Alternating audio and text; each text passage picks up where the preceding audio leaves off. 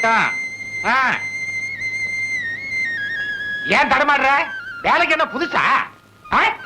போ, சட்டு புட்டு கொண்டு போ.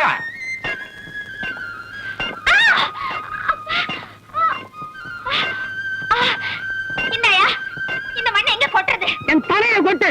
அறிவு கட்ட பொம்பளை இங்க கொட்டு.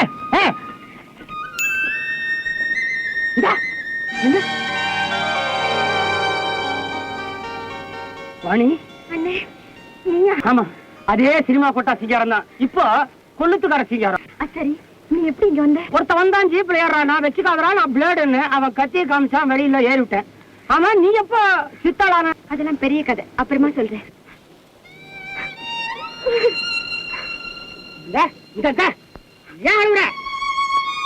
பெத்தவனும் கூட பிறந்தவனும் உயிரோடு இருந்தும் கூட என்ன அனாதையாக்கிட்டு போயிட்டீங்களே. பிரியும் போதும் அழுவாங்க, சேரும் போதும் அழுவாங்க. அண்ணா, நீ இப்படி வளைஞ்சு வேலை செய்யறது பார்க்கும்போது எனக்கு அவ்வளவு சந்தோஷமா இருக்கு தெரியுமா? அட, எனக்கே சந்தோஷமா இருக்குதுன்ற. ஆமா, நம்ம அப்ப உன்னை எப்ப பார்த்தது? நான் சின்ன பொண்ணா கவுன் போட்டுக்கிட்டு இருந்தேனே, அப்ப ஜீனுக்கு பண்ண வருதா புடவை கட்டி நிக்கிறத பார்க்க வந்துட்டார. அப்பாவுக்கும் கடப்பாறைக்கும் ரொம்ப நெருக்கம். என்னைக்குமே கொலை பண்றதுக்கும் கடப்பாறை தான், கொத்து வேலைக்கும் அதே கடப்பாறை தான். அங்க பாரு, இந்த குத்து குத்துனா தாங்கவான ஒருத்தன். கொண்டாயா, மண்ணு கொண்டாயா. அப்பா, பாடி அம்மாடி, நல்லா இருக்கியா அம்மா? அம்மா, பெத்த பாவிய மன்னிச்சிருமா. அப்பா, நீயா கலங்குற? கொலகார நெஞ்சில எப்படி ஈர இருக்குன்னு கேக்குறியா? என்ன இருந்தாலும் நானும் புள்ள குட்டி பெத்த வந்தாம்மா. அம்மா, கல்லு, மண்ணு, சுண்ணாம்பு இந்த மூணும் தனித்தனியா இருந்தா பிரயோஜனம் இல்ல, எல்லாம் ஒன்னா சேர்ந்தா தான் கட்டடமாகுது. அது மாதிரி தனித்தனியா இருந்த நாம 3 பேரும் இந்த புண்ணிய வாங்க தயவால ஒன்னா சேர்ந்து குடும்பம் ஆயிட்டோமா. அம்மாடி, ஏம்மா அழுவுற? நான் முன்ன மாதிரி இல்லம்மா, ரொம்ப மாறி போயிட்டோமா. அம்மா, முன்னெல்லாம் என்னோட 3 லட்சணங்கள் என்ன தெரியுமா? பழி உணர்ச்சி, பொறாமை, முன்கோபம். ஆனா இப்போ நான் ரொம்ப நல்லவன் ஆயிட்டேம்மா. இப்போ என்னோட 3 லட்சியங்கள் என்ன தெரியுமா? உழைப்பு, உழைப்பு, உழைப்பு.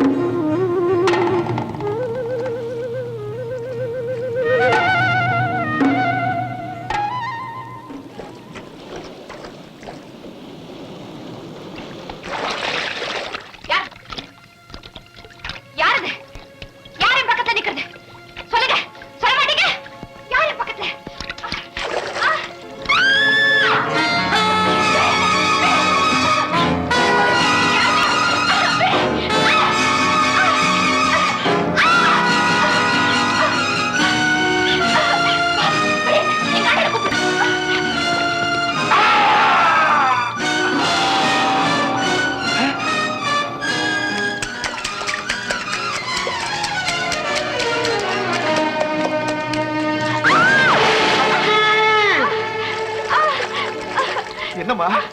என்ன?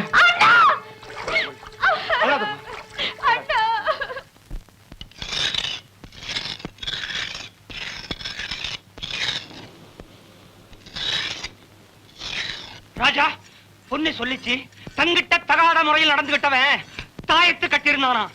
தாயத்து கட்டி இருக்கிற அத்தனை வயலையும் ஒத்த விடாம கொள்ளதறி பாட்டி இருக்கிற, கொஞ்சம் கூட இறக்கப்படாம விசாரி.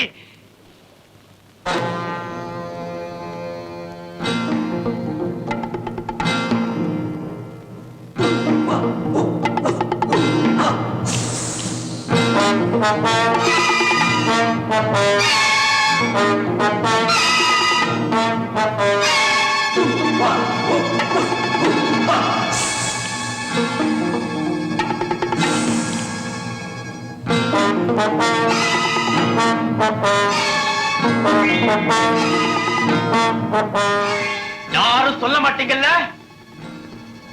பொன்னி, ஒவ்வொருத்தரா வர சொல்றேன். தொட்டு பார்த்தாவது அடையாளம் கண்டுபிடிக்க முடியுமா பாரு.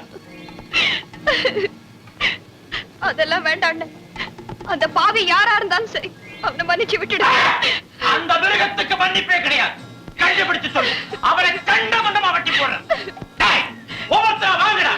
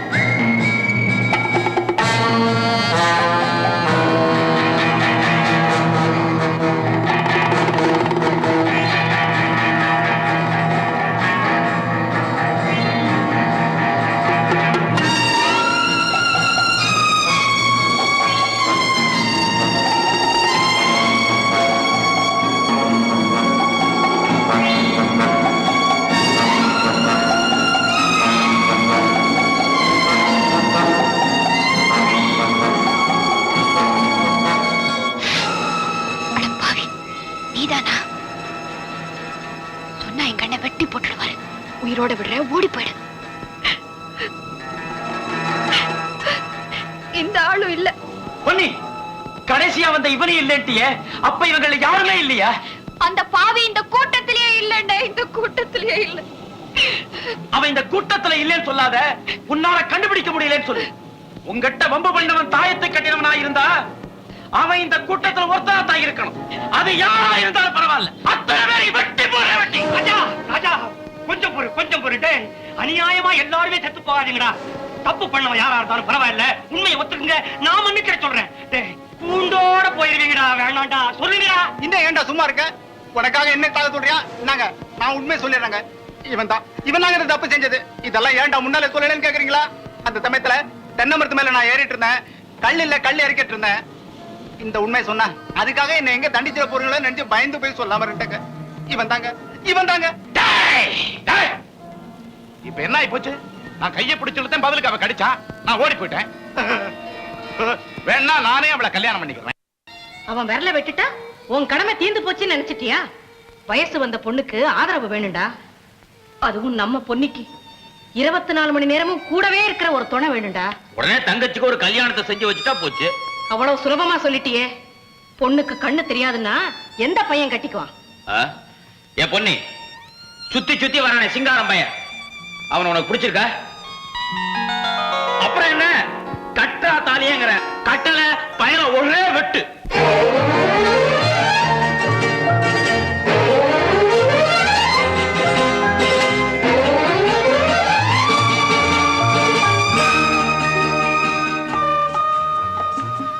பொன்னி, நான் உன்னை ஏமாத்தி கல்யாணம் பண்ணிட்டேன்னு நினைக்க மாட்டியே. ஏன்னா நான் வஸ்தாது இல்ல, இப்படிதான் இருப்பேன். கைய கொண்டா, இவ்வளவுதான் நான். என் புருஷன் எப்படியெல்லாம் இருப்பாருன்னு என் மனசுக்குள்ள நான் கற்பனை பண்ணி வச்சிருக்கேனோ அந்த உருவத்தை உங்களால கூட மாத்த முடியாது. அச்சோ, நீ ஏதாவது உருவத்தை கற்பனை பண்ணி வச்சிருக்க போற, அப்புறம் என்னால தொடவே முடியாது. முதலிர வண்டிக்கு பேசுற பேச்சா இது? பொன்னி, இது என்ன? தொட்டு பார்த்து சொல்லு. அப்படி தொடாத, தேங்காய் போடிடுவேன். முழுக்க தொடு. என்னது?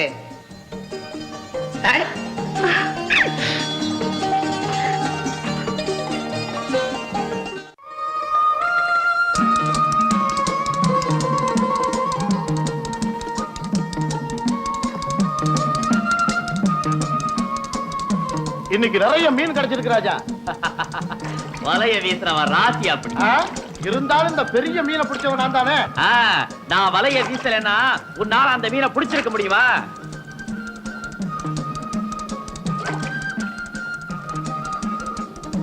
வாணி,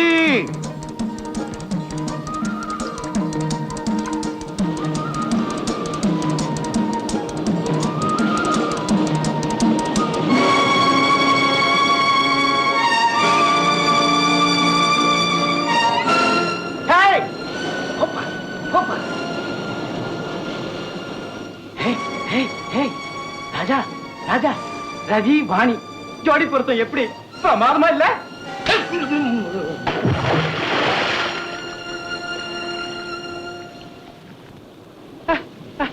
அன்னைக்கு பொதுக்கூட்டத்துல பேசினவன் தான், அதோட இப்பதான் வாய் திறந்த. எல்லாம் வாங்கிக்கிட்டேன். என்கிட்ட பேச மாட்டேங்கிற, அவங்கிட்ட மட்டும் சிரிச்சு சிரிச்சு பேசுறா. உன்னை அவளுக்கு பிடிக்காம இருக்கலாம்டா. அதான் ஏன்னு கேக்குறேன். இந்த கேள்விக்கு நான் இப்படிடா பதில் சொல்ல முடியும்? நான் என்னடா யாராலையும் சொல்ல முடியாது. மனசுக்கு பிடிச்சவனை தாண்டா ஒரு பொண்ணு விரும்புவா. ஏமா உனக்கு மட்டும் எங்க 2 பேரும் பிடிச்சிருக்க? இது வேற அது வேறடா. என் கண்ணுல அந்த பொண்ணை மறந்து நான் நினைச்ச காரியத்தை முடிக்காம விட மாட்டேன். உன்னை கத்தி எடுத்துக்கிறேன். முதல்ல அதை விட்டு. உனக்கு பிடிச்சது பூவா இருந்தா அதை நீ பறிச்சுக்கலாம். பொண்ணா இருந்தா அவ இஷ்டத்தை தெரிஞ்சுக்க வேண்டாமா? டேய், முதல்ல உன் முரட்டுத்தனத்தை விட்டுடு. மத்தவங்க உன்னை விரும்புற மாதிரி நடந்துக்க. அப்ப பாரு, உன்னையும் நிச்சயமா ஒரு பொண்ணு கல்யாணம் செஞ்சுக்குவா. ஆமாடா.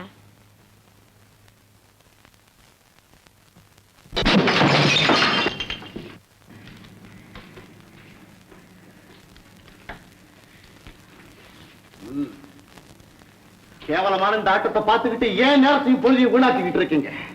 இந்த ஆட்டம் தேவனானா? நமக்கு தேவனானா? இவ கத்துக் கொடுக்கிற குடிப்பழக்கம் அவசியம் தானா? எந்த சமுதாயத்தினால நாம ஒதுக்கப்பட்டோமோ அந்த சமுதாயமே நம்ம பார்த்து பொறாமப்படக்கூடிய அளவுக்கு ஒரு புதிய சமுதாயத்தை உண்டாக்கணுங்கிற லட்சியத்தை மறந்துட்டீங்களா நீங்க? உழைக்கணும் உழைக்கணுங்கிற உறுதியெல்லாம் எங்க போச்சு? குடிக்கணும் கும்மாளம் பண்ணுங்கிற எண்ணம் எல்லாம் எப்படி வந்துச்சு? வாழ்வு கேட்டுக்கிட்டு வந்த நீ மத்தவங்க வாழ்க்கைக்கே உழவிக்க பாக்குறேன். இனிமே உன்னை நான் ஒரு நிமிஷம் குடிக்க தங்க விட மாட்டேன். புடவைய கட்டு, புறப்படுங்க இருந்து. சீக்கிரம். அவ இங்கிருந்து போக மாட்டான்.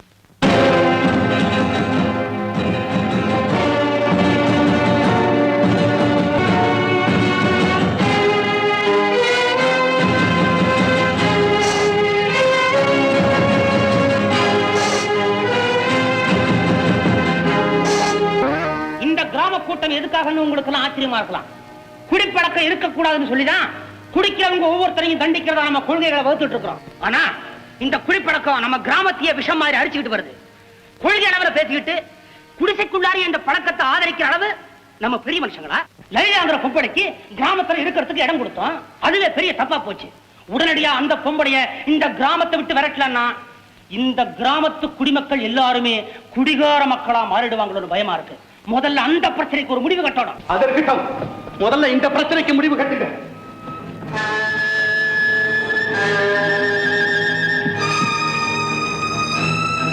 வேலையே பயிர மேயுது. அதை பார்த்துட்டு நாம சும்மா இருக்க போறோமா? குற்றம் செஞ்சவங்க தண்டிக்கப்படணும். அது யாரா இருந்தாலும் சரி. குடிப்பழக்கத்துக்கு அடிமை ஆயிட்ட இந்த ராஜாவை சங்கம் என்ன செய்ய போகுது? ராஜா, நீயே குடிக்க ஆரம்பிச்சிட்டியா? இது உனக்கு அவமானமா இல்ல? சாமியோட அருமை நம்புறவனுக்கு தெரியும். சாராயத்தோட அருமை குடிக்கிறவனுக்குத்தான் தெரியும். தத்துவமா பேசுறேன். நானும் பேசுறவன் தான். நான் குடிக்க ஆரம்பிச்சேன்னா என்ன மாதிரி தத்துவம் பேசுறதுக்கு ஆளே கிடையாது தெரியுமா? குடிப்பழக்கம் இருக்குது, மருந்து மாதிரி சாப்பிட ஆரம்பிக்கிறான். அது நம்ம சாப்பிடும் போது அதுக்கு மருந்து சாப்பிடுறோம். இதை விட தத்துவம் வேணா? குடிக்காம இருக்கும் போதே இப்படி பேசுறேன். குடிச்சேன்னா நம்மகிட்ட வச்சுக்காத. சங்கத்தையே எதிர்த்து பேசுற இவனுக்கு என்ன தண்டனை கொடுக்க போறீங்க? இப்போ தண்டனையா? எனக்கா? இங்க எவனுக்கு தைரியம் இருக்கு? வாழ்க்கையில முன்னேறணும்னா 3 வழிதான் இருக்கு. படிக்க தெரியணும், நடிக்க தெரியணும், குடிக்க தெரியணும். ராஜா,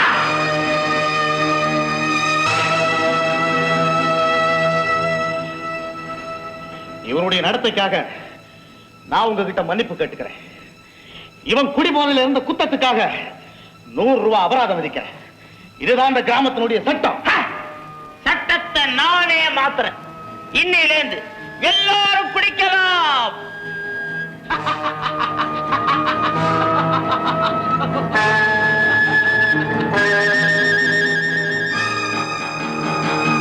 லட்சியத்துக்காக பாடுபட்டு இந்த கிராமத்தை உருவாக்குனாங்களோ அதுவே உருக்கொலைஞ்சிடும் போல் இருக்கு. இவங்க 2 பேருடைய விரோதம் முத்தி போனா கிராமமே 2ஆ போயிடுமோன்னு எனக்கு பயமா இருக்கு. எப்படியாவது நீங்க தலையிட்டு நிலைமை சீராக்கணும். ராஜா, மத்தவங்க முன்னால உன்னை கேட்க வேண்டாம்னு பார்த்தேன். சங்கத்தை நீ இப்படி அவமதிக்கலாமா? சட்டங்களையும் கொள்கைகளையும் வகுத்த நாமே அதை மீறி நடக்கலாமா? சொல்லு ராஜா, நீ ஏன் இப்படி குடிக்க ஆரம்பிச்சிட்ட? என் இஷ்டம், நான் குடிப்பேன். நம்மள மாதிரி பொறுப்புள்ளவங்க சொந்த விருப்பு வெறுப்புகளுக்கு இடம் கொடுக்க கூடாது. நீ மட்டும் கெட்டு போறது இல்லாம மத்தவங்க கெட்டு போறதுக்கும் நீ ஒரு காரணமா இருக்கியே. இது தேவைதானா உனக்கு? எனக்கு தேவையானத உன்னால கொடுக்க முடியுமா? சொல்லு ராஜா, சொல்லு. உனக்கு எது தேவையா இருந்தாலும் சரி, நான் கொடுக்கறேன். உன்னால அதை கொடுக்கவும் முடியாது, என்னால குடிக்காம இருக்கவும் முடியாது.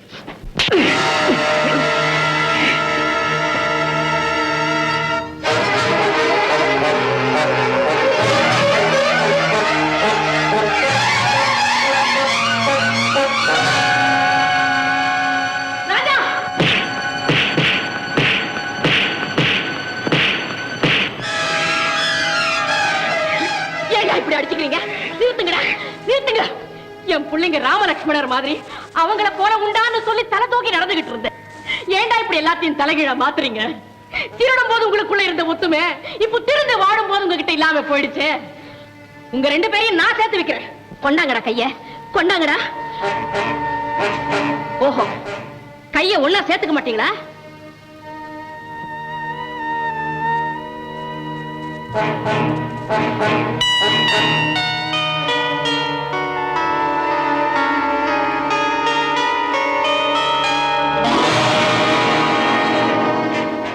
இதுதான் நான் உங்களுக்கு கொடுக்கிற தண்டனை. என்னால செய்ய முடியாததை இந்த சங்கிலியாவது செய்தான்னு பாப்போம். உடல் 2 ஒட்டு இருந்தாலாவது உங்களுக்குள்ள ஒத்துமை ஏற்படுதான்னு பாக்குறேன்.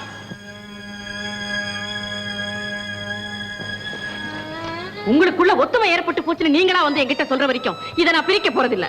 என்ன மாதிரி எங்களை இப்படி 4 பேர் பார்த்தா கேவலமா பேச மாட்டாங்க? காரி துப்பட்டா. மிருகங்களை சங்கிலியால கட்டி அனுப்புற மாதிரி எங்களையாமா இப்படி அனுப்புறீங்க? மிருகங்களா மாறிட்டீங்களே, அதனாலதான். மனுஷங்களா திரும்பி வாங்க, அப்போ சங்கிலி எடுக்கிறேன். பெத்தவ மாதிரிங்கிற நினைப்பு இல்லாம உங்களை பெத்தவ நான் தாங்கிற மதிப்பும் மரியாதையும் நீங்க என் மேல வச்சிருந்தா, இந்த பெத்தவ மேல ஆணையா சொல்றேன், கட்டளையிட்டு சொல்றேன், நானே இந்த சங்கிலியை பிரிக்கிற வரைக்கும் இதை நீங்க தொடக்கூடாது.